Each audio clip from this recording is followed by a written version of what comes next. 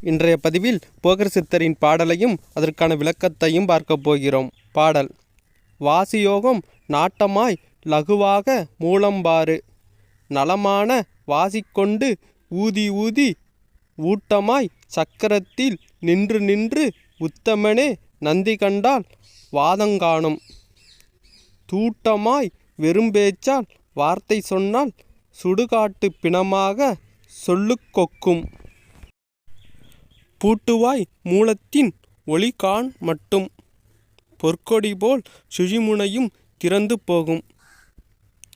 இதற்கான விளக்கத்தை பார்ப்போம். விளக்கம்: சுவாசமென்ற யோகத்தின் மூலம் விருப்பமுடன் அண்டமெனும் மூலத்தை பாரு.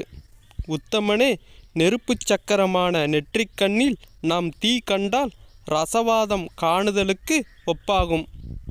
இதையெல்லாம் பயிற்சி செய்து காணாமல் வெறும் பேச்சாக புத்தகத்தில் படித்ததை சொன்னால் அது சுடுகாட்டு பிணம் சொல்வதை போன்றதாகும்.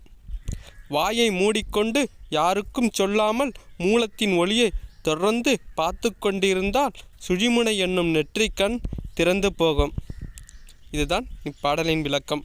நாளைய பதிவில் வேறொரு பாடலையும் அதற்கான விளக்கத்தையும் பார்ப்போம்.